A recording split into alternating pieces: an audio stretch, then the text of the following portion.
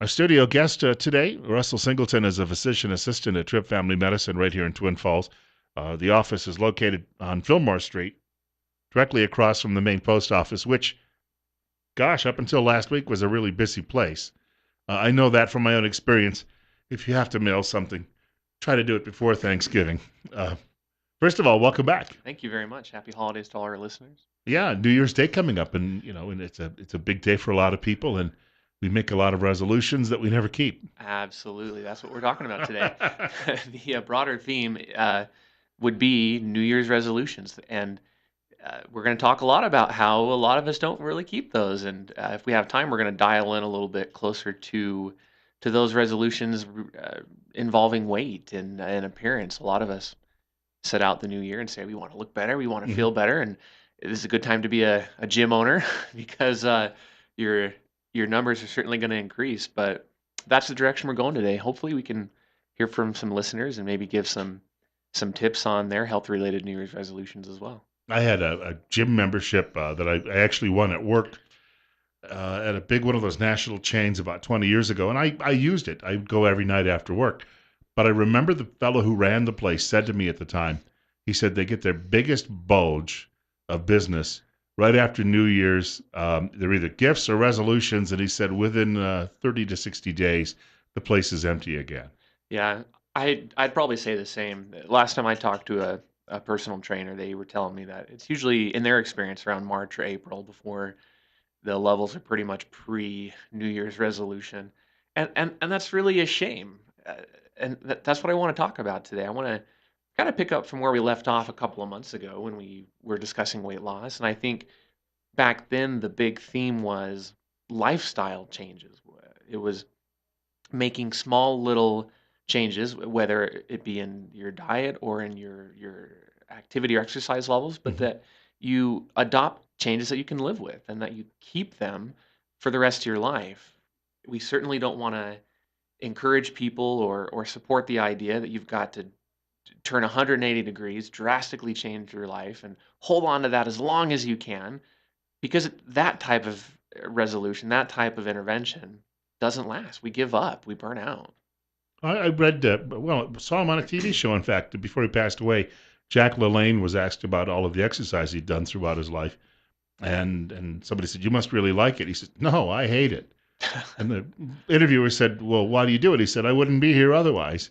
And then he pointed out he had not had a slice of cake since the 1930s. Oh, wow. And so the discipline he had, most of us never have. But there are ways we can still make some changes. Yeah, and I would just personally, Bill, I would hate to live like that and not have a piece of cake, really, or to cut anything out of your diet. I don't think Mhm. that's the way it should be done. And really, I don't think there's even one way that we have to go about this. I don't think there's one plan, one diet, or one pill that works for everybody. And I would say that anyone who tries to convince you that is trying to sell you something. At Trip Family Medicine, we try and teach people correct principles, but we also try and adapt them to their individual circumstances because if it is not something you enjoy, if it's not something you can live with, it's not going to last. And yeah, cutting whole food groups out just I don't think that's a good idea for anybody.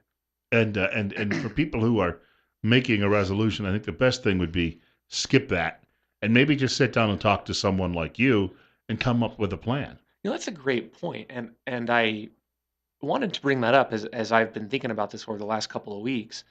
The people that excuse me, I think the people who have that mentality that on Monday I'm gonna change. Or on January 1st, things are gonna be different. I think those are the people that tend to struggle a little bit because there's already this sense of, I don't want to do this. How much longer can I put this off? All right, today's already gone. Let's just start tomorrow. Let's just start Monday. If you want to be successful, I think you first need to change your frame of mind. You need to start now. Not just tonight with dinner, certainly not tomorrow or Monday or January 1st. I think you need to start now. What can you do right now? Can you get up? Can you take a walk? Can you stand at your desk? Can you eat a lighter lunch? Can you eat a little bit more protein? Can you? to get the snack jar or dish off your desk. What can you do right now? And I think that helps support the idea that this is my new life. This is the way I live. This isn't some 6-week sprint that I have to hang on to as of January 1st. I had a deacon at church. We got a break in a moment, but he told us the story one day about how he quit drinking because he thought it was taking up too much of his life. And he was driving down the road and he had a case of beer he'd bought at the store. And he suddenly stopped alongside the highway, put the case of beer down by the side of the road, and drove away, and never went back to that lifestyle. Um, I love it. it was very dramatic, and he could have said, "Well, I'll wait until I finish this," Exactly. but he didn't. He just said, "No, I'm going to stop now." We've got more with Russell Singleton coming up in just a couple of minutes. He's joining us from Trip Family Medicine right here in Twin Falls on News Radio 1310 KLIX and newsradio1310.com.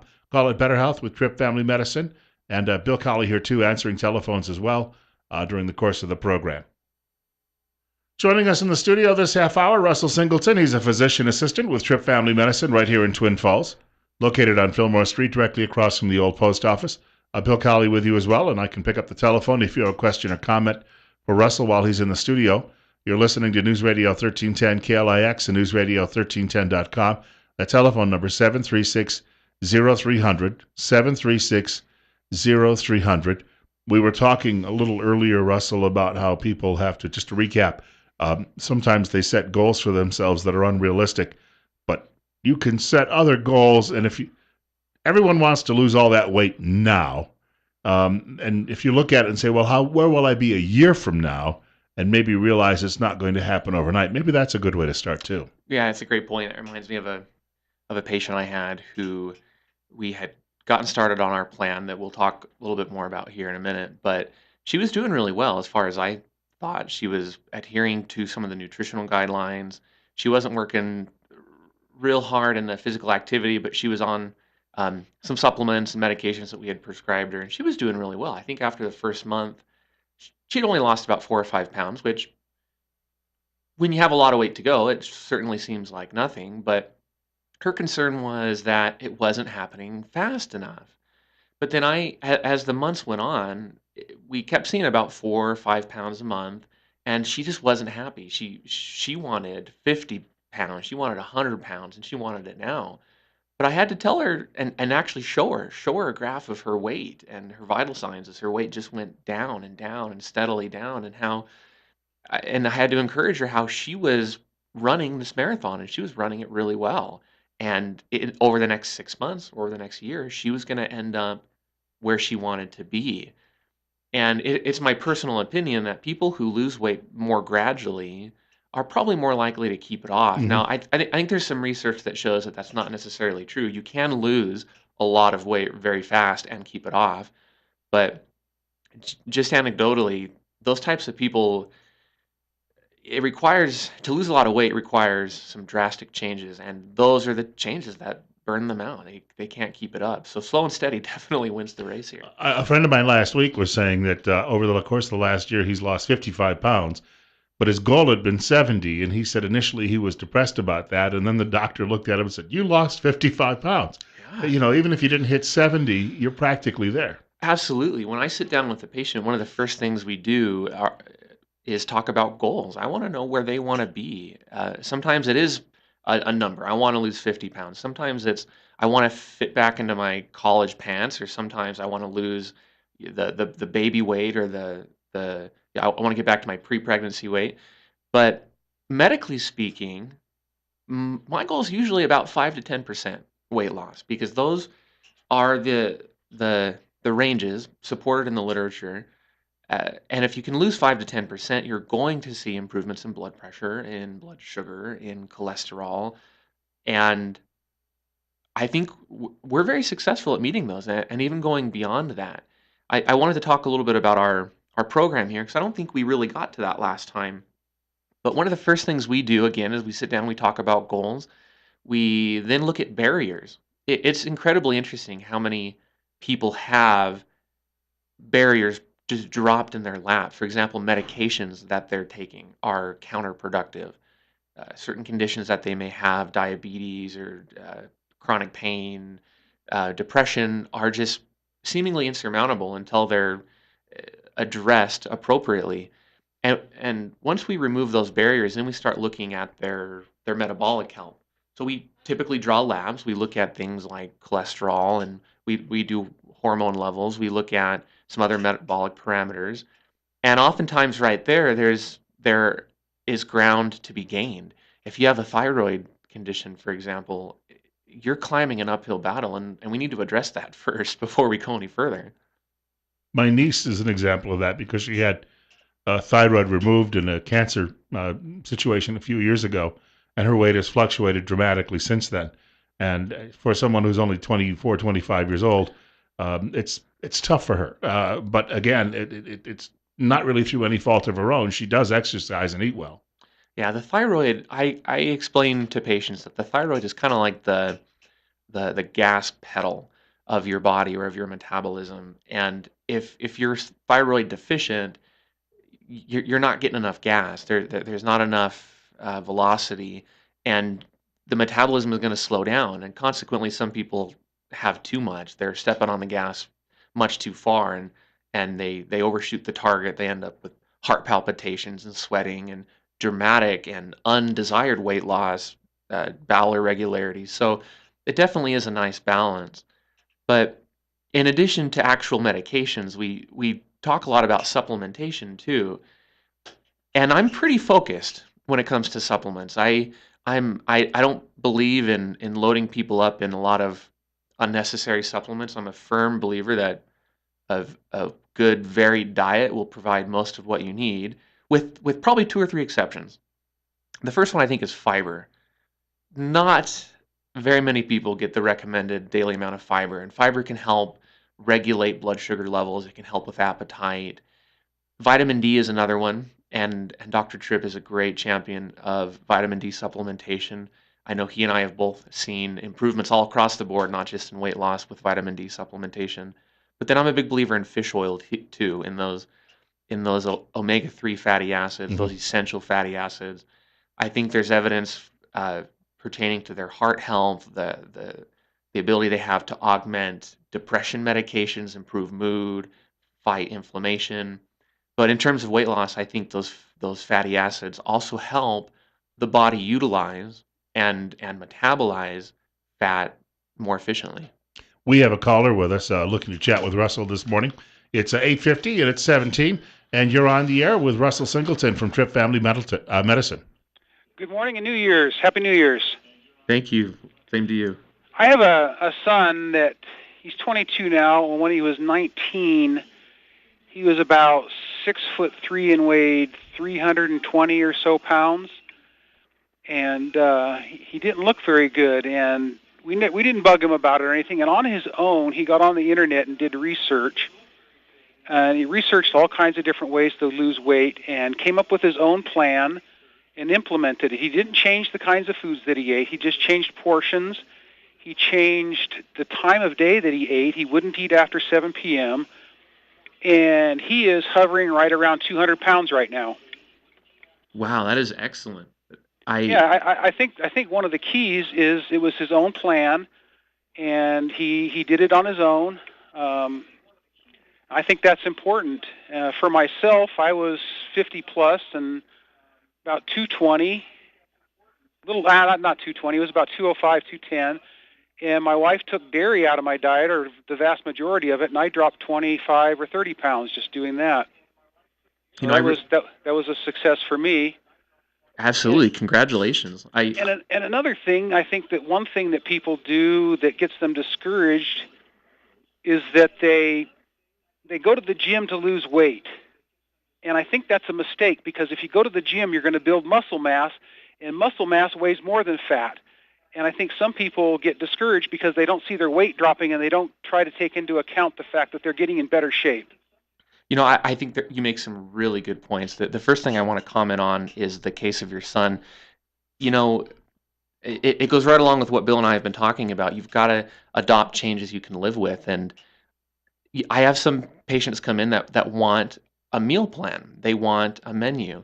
And while I can do that, I really hesitate to do that, because I can't tell you what to eat every day for the rest of your life. You have to make that decision. So again, we try and teach you correct principles. We teach people to, at least initially, keep a food journal so that you can work on improving your own diet. You can work on incorporating some better foods, and portion control is huge. I really think you can eat pretty much whatever you want as long as you eat it in a reasonable amount. And then the second thing I want to comment on is the gym membership and the weight training. I am a huge proponent of strength training, and I agree that some people will get discouraged not understanding that as they work out, they'll put on muscle. The scale could stay the same or it could go up. But yes, we're more concerned about overall health. I tell people that the scale is probably one of the worst ways to measure your progress. I like to take measurements of the hip and of the waist, and we watch those go down. But I'm even more interested in body composition. So for some patients who are interested, we'll do what are called skin fold measurements, and we'll do these every month, where we're actually estimating of their 200 pounds, for example, how much of that is fat, how much of that is lean mass, how much can be lost, because we need some amount of fat for a man. About 10 to 20% is a good range for a woman. About 20 to 30 is a good range. So I think our caller made some really good points. These have to be changes we can live with. We have to focus on being healthier, not necessarily losing weight, and strength training is a big part of that. I am really glad that he brought that up. You've got a couple of other points too I know you wanted to make before we wrapped up today. Well, I just wanted to finish up a brief review of the program we've developed at Tripp Family Medicine and kind of talk about some very fun things we have coming in 2016. We've gone over a lot of them.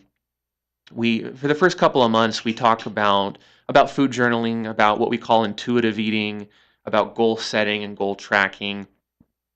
Then the next couple of months, we kind of shift our focus to exercise and physical activity, weight training. We'll talk about what we call high intensity interval training versus your slow and steady cardio where you get on the treadmill for an hour.